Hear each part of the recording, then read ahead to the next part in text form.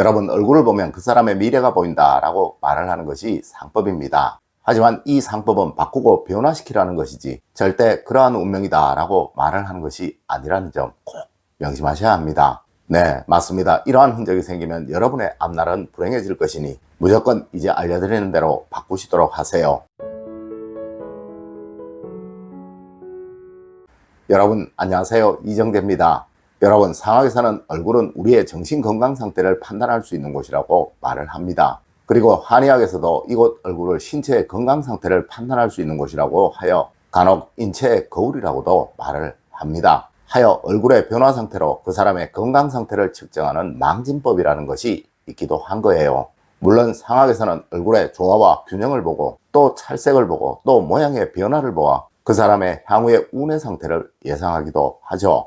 네, 현재의 정신이 바로 그 사람의 미래를 만드는 것이니까요. 자, 여러분, 혹시 여러분의 얼굴에 이러한 흔적이 생기고 있다면 지금 여러분의 건강 상태가 문제가 있다는 것이고 또 향후에 여러분의 삶이 어려워지게 된다는 것을 암시하는 것이기도 합니다.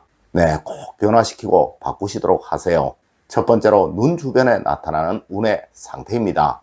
여러분, 상학에서는 눈에 어두움이 보이면 안 되고 또 눈동자가 아래에 있으면 안 되며 또 위로 있어도 안 된다고 말하고 있어요.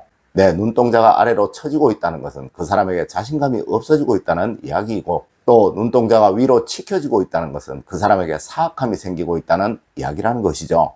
여러분, 하여 눈동자는 항상 정면을 바라보는 습관을 가지셔야 합니다. 그리고 눈 주변에 기미가 생기거나 또 어두움이 보이게 되면 지금 그 사람은 근심으로 인하여 피가 탁해지고 있다는 이야기이고 또 눈꺼풀이 자주 붓는다는 것 역시 지금 심한 고민이나 스트레스 또 피로로 인하여 신장에 과한 무리가 오고 있다는 것이니 향후의 삶에도 고난이 생길 것이다 라는 암시라는 거예요. 네, 항상 편하게 생각하시고 또 편하게 보시고 절대 악한 마음과 독한 마음을 품지 마십시오. 그리고 여러분, 항상 정면을 바라보는 습관을 가지세요. 네, 그리하면 절대 여러분에게 불행한 미래는 생겨나지 않습니다. 두 번째로 코 주변에 나타나는 운의 상태입니다. 여러분, 지금 거울을 한번 보세요. 아마 거의 대부분의 분들이 코의 좌우가 대칭이 되지 않고 불균형할 것입니다. 네, 이 코는 향후 여러분의 재물복이 얼마나 커질 것인가를 측정하는 곳이고 그것은 바로 좌우 대칭의 균형감으로 상학에서는 판단을 한다는 것입니다. 물론 앞서와 같이 좌우가 대칭이 되지 않는다는 것은 그동안 여러분이 계속 인상을 쓰셨기에 한쪽의 근육만 발달을 하여 그렇게 된 거예요. 맞습니다. 누구이든 인상을 쓰게 되면 자주 움직이는 한쪽의 근육만 계속 사용이 되기에 반드시 한쪽으로 코의 모양이 변형이 되게 된다는 것이죠. 여러분, 절대 앞으로는 인상 쓰지 마십시오. 네, 그리고 자주 웃으세요.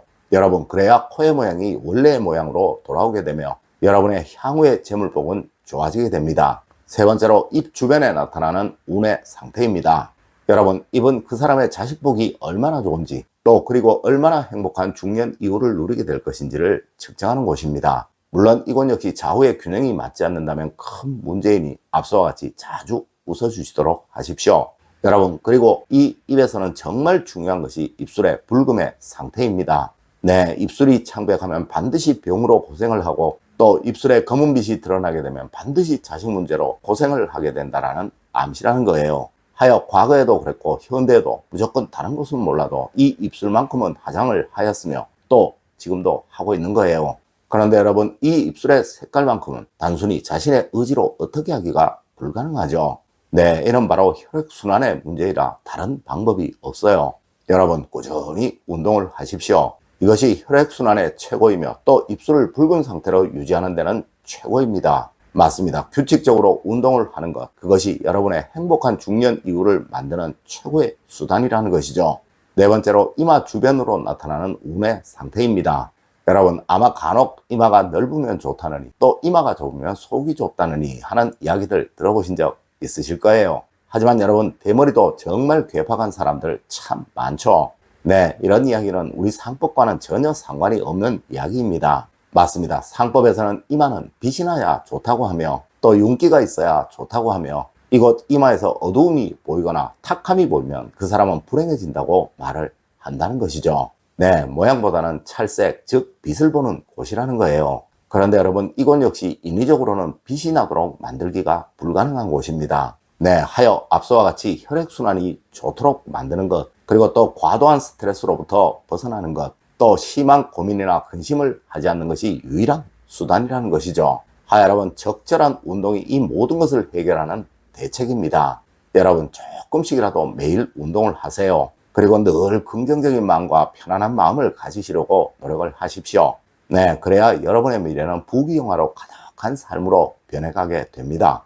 다섯 번째로, 얼굴 전체로 나타나는 운의 상태입니다. 여러분, 상법이라는 것은 궁극적으로 타인이 보는 자신의 이미지를 말하는 거예요. 네, 이미지가 좋은 사람은 관상도 무조건 좋다는 것이죠. 하여 운이 좋아질 때는 무조건 누구라도 얼굴 좋아졌네, 무슨 좋은 일 있어 라는 소리를 듣게 된다는 것입니다. 물론 이와 반대로 또 운이 나빠질 때는 무슨 걱정 있어, 얼굴에 근심이 가득하네 라는 소리를 듣게 된다는 것이죠. 맞습니다. 바로 이미지를 좋게 만드는 것이 여러분의 미래를 멋지게 만드는 최고의 수단이라는 것입니다.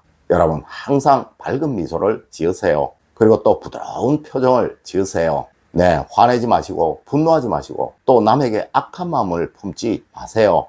여러분, 그래야 여러분의 얼굴은 밝아지고 또 여러분의 이미지는 좋아지며 이로 인해 여러분의 미래는 부귀로 가득한 삶으로 변해갈 수 있게 되는 것입니다.